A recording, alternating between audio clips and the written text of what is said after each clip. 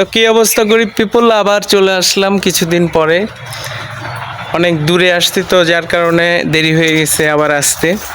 চেহারার অবস্থা খুব বিধ্বস্ত, এটা দেখে লাভ নাই। এখন আমি যেখানে আছি এইটা দেখেন, আমি হাঁটতে হাঁটতে চলে আসছি একটা আশ্রমে। তো এর সম্পর্কে ডিটেলস আপনাদেরকে বলবে হচ্ছে সঞ্জয় গুহ। আমরা এখন আসছি জোয়ারপাড় মনাই পাগলের আশ্রম। এটা হচ্ছে মনাই পাগলের ডিঙ্গি নৌকা, এইটাতে করে উনি বিভিন্ন শিষ্য সামন্তের বাড়ি চলতো। এটা হচ্ছে আশ্রমের মন্দির। আচ্ছা, এইখানে আমরা পরিদর্শনে আসছি। এই বিশাল বড় একটা জায়গা, বিভিন্ন সময় অনুষ্ঠানে আজকে দোলের এসে আমরা এখানে এসে ঘুরতে আসলাম আর কি। আপনি একটু এই আশ্রম সম্পর্কে কিছু বলেন। ভিডিও করছো না? নমস্কার। শ্রীমৎ স্বামী মনোহর গোস্বামীর আশ্রম একটি পূর্ণভূমি, একটি তীর্থক্ষেত্রে পরিণত হয়েছে। এই মনাই পাগলের আশ্রম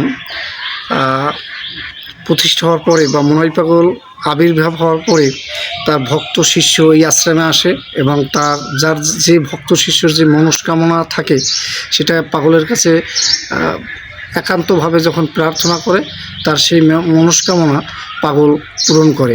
পাগল যদিও পার্থিব জগতে আমাদের মাঝে নেই, কিন্তু সে সূক্ষ্ম দেহে এই সমগ্র পৃথিবীতে বিরাজমান এবং ভক্তদের হৃদয়ে তার অবস্থান।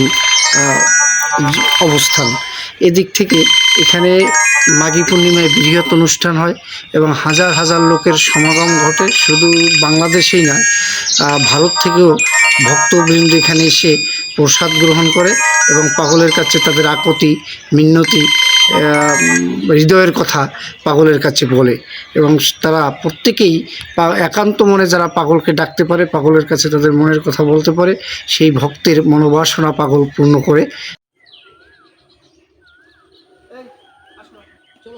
এই জায়গাগুলোতে সব সবজি লাগানো, আর যখন অনুষ্ঠান হয় তখন এই জায়গাগুলোতে প্যান্ডেল করে। প্যান্ডেল করার পরে এইখানে মানুষজন খাওয়া দাওয়া করে।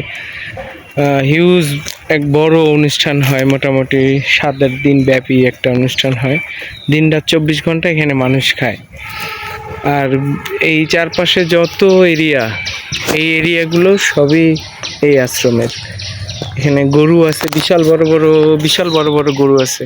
আমি দেখে আসলাম, কিন্তু ওখানে একটু ঝামেলা আছে, গরু আপনাদেরকে দেখাতে পারবো না। আপনারা এরিয়াটাই দেখতে পারবেন শুধু।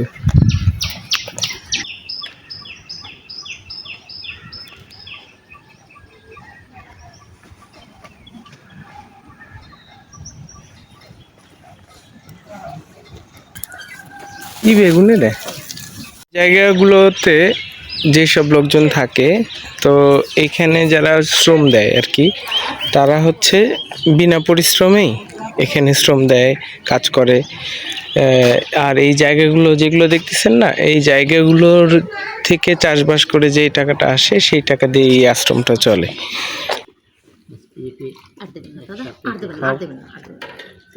তো কি আর করবেন, আপনারা তো ঘুমাবেন।